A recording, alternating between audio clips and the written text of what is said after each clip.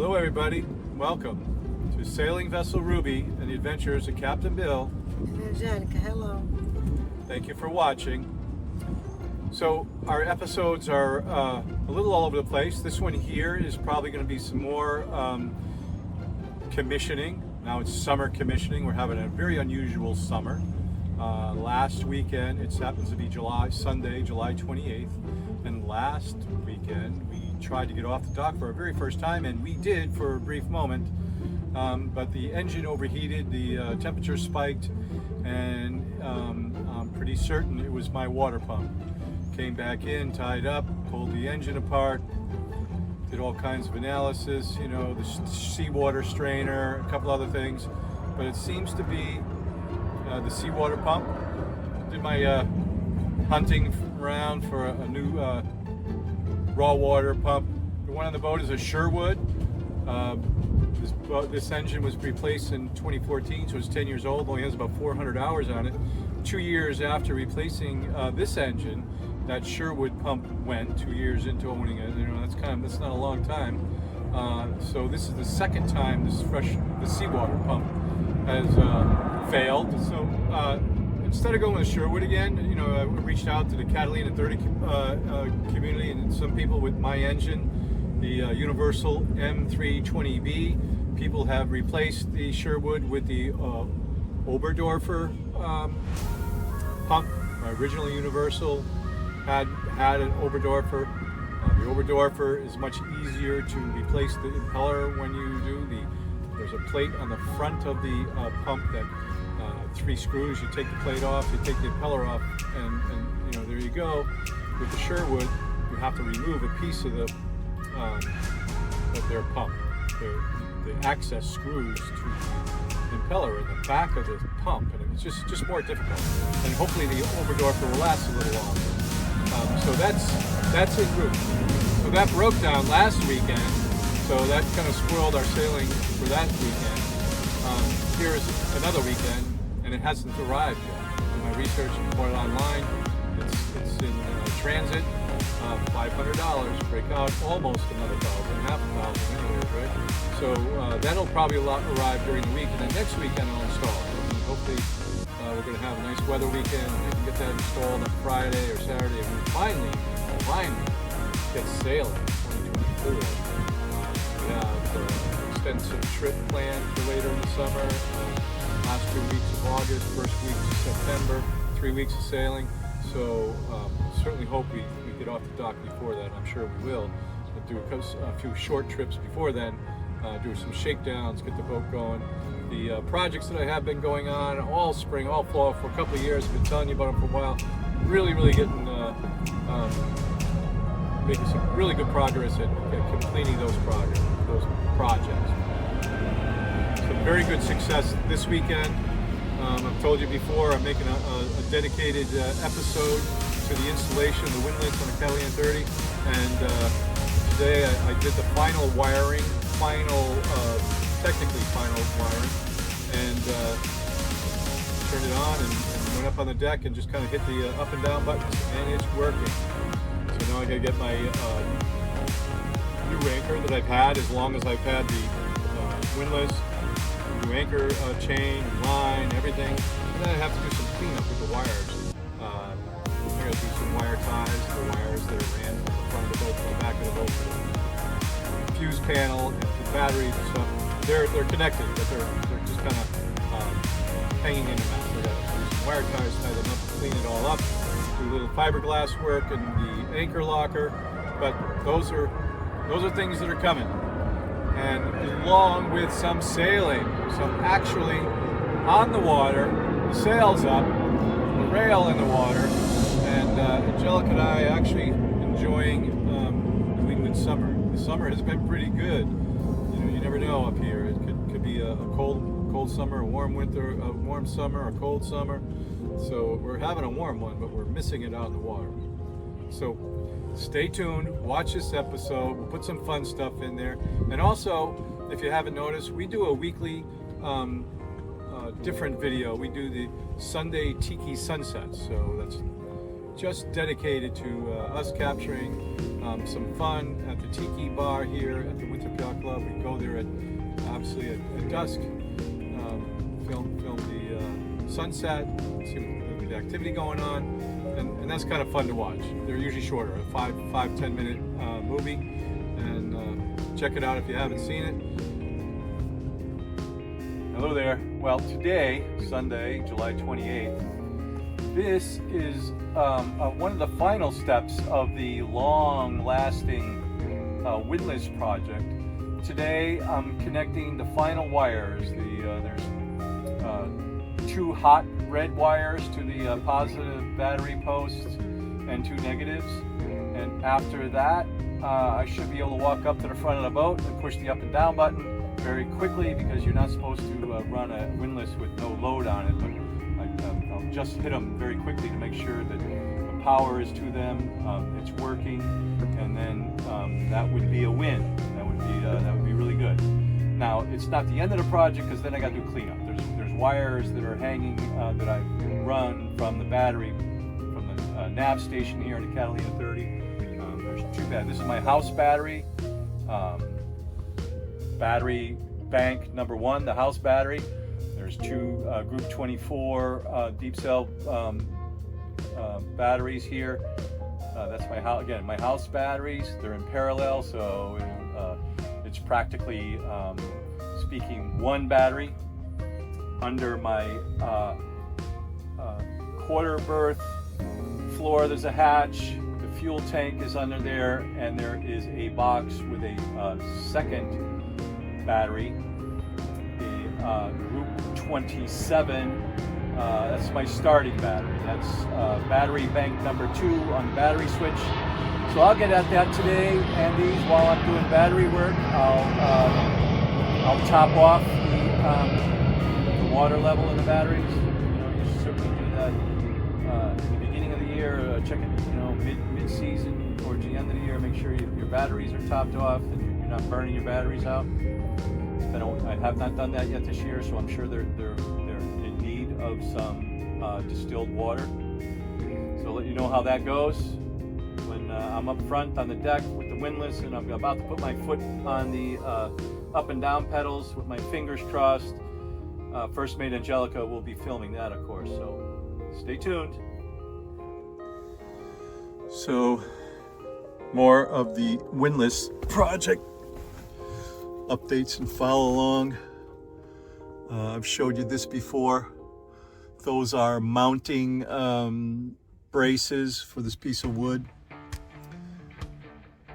There were holes that were drilled down into the deck for the switches, the up and down switches. And when I did that, I came into the cockpit kind of ceiling or bulkhead here into the anchor locker. Obviously, that's not good because water gets in the anchor locker and then water would get in here. So one of my next projects here to finish this project up is I'm going to glass fiberglass matting from the inside of the anchor locker, that surface going in. I was going to glass both sides, but I don't think that's a good idea. I want to keep access to the switches, the wiring. So I'll glass the inside of the anchor locker. That'll keep water from coming in here, and I'll do something even as simple as the silver tape I've been using. That whole area, that would be all covered, obviously. This goes up. Unfortunately, I had to find some place for this mess. I might be able to find a box to cover it, but it's all together. Everything relative to the wiring and the control box and circuit breaker and jumpers and stuff, fuse, are all up here. Another thing that needs to be done is the wiring inside the anchor locker just need to be wire tied to the ceiling of the anchor locker so that it doesn't get caught by the anchor, the chain and the rope and get pulled out, damaged. So that's another project. And of course, I have the wiring running all the way back. And that's also going to be wire tied up here, hidden and out of the way. And of course, up on the opposite side of this brace. Part of the structure of the cab and top. I'm sure that's all put inside there, but anyways, it's going to go up inside here.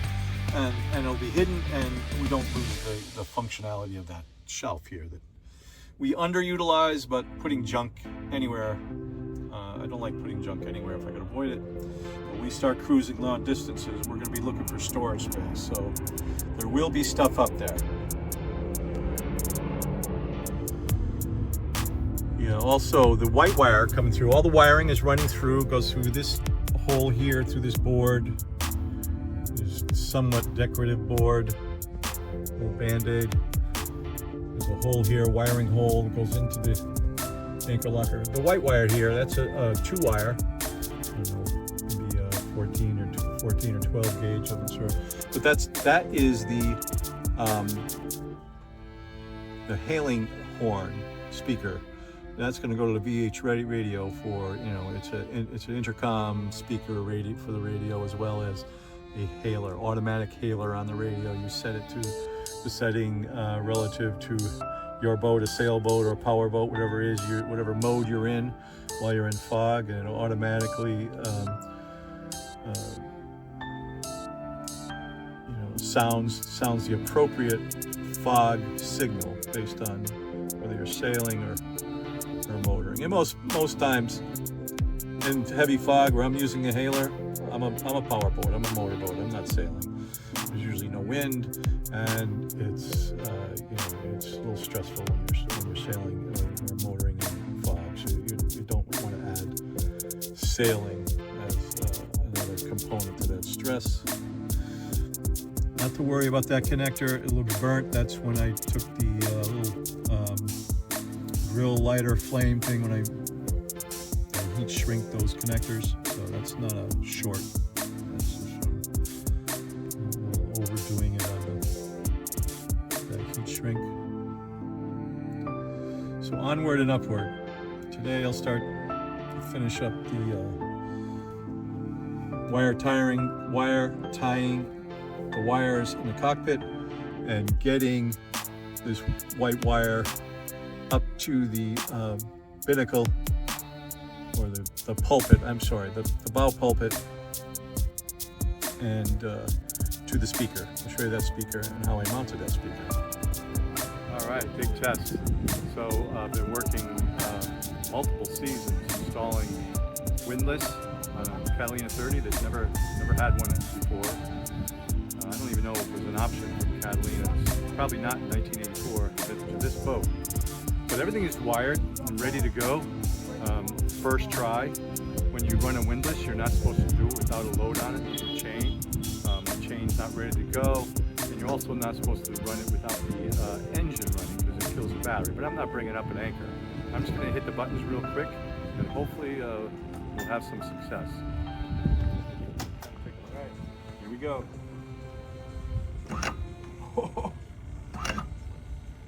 Okay, they're in reverse, but one's working.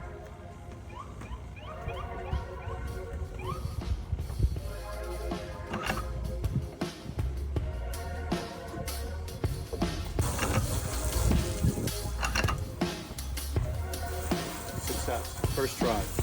The first try took 2 years, but success. Right, step on real quick, Nico. All right. Ready. Turn. And just put your foot on it. Put your foot on real quick. The left foot. Go ahead.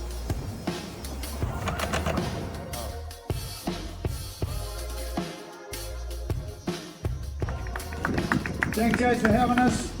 With the Yacht Club, you with us. Have a great rest of your weekend. Just missed the last song. This is the 50-50. Help me out here, help me out here. Baby needs a new pair of shoes.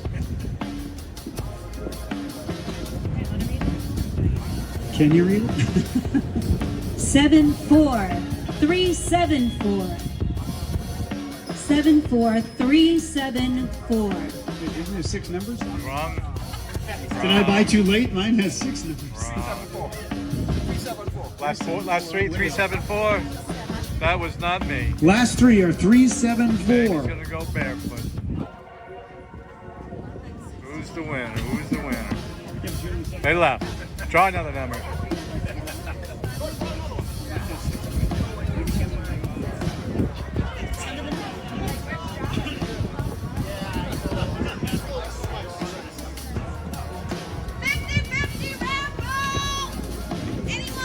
The last 3 numbers are 374 on your ticket.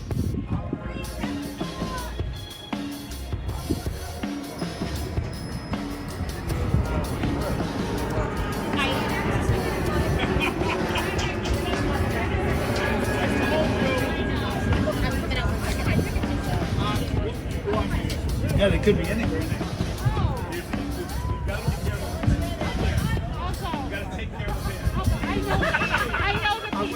Here comes some kid running mad like he's a winner.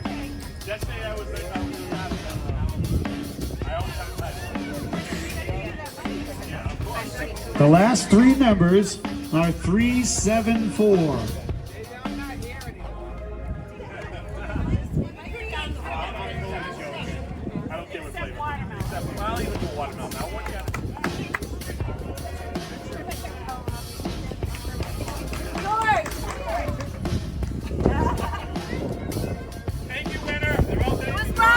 Donated her winnings, $375 back to the youth sailing program. Thank you, Roz.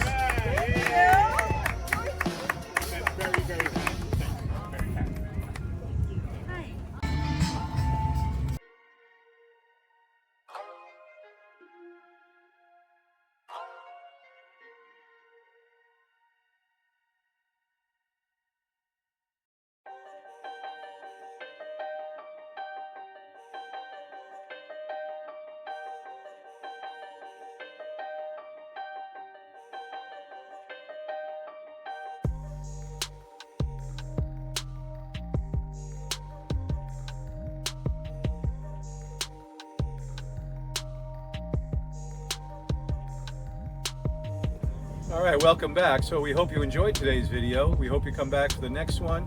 The next one will most likely be the Sunday Tiki Sunset. We interleave the Sunday Tiki Sunset videos with our regular weekly videos. So we're hoping that you're watching both of them. Please like and subscribe. Obrigada de nada. Obrigada de nada. Thank you to everybody who watches our video. But again, we've told you we're getting a lot of viewers from Brazil, so we really appreciate that. Over 60% of our viewers are from Brazil. So, obrigada de nada. Ciao. Tchau.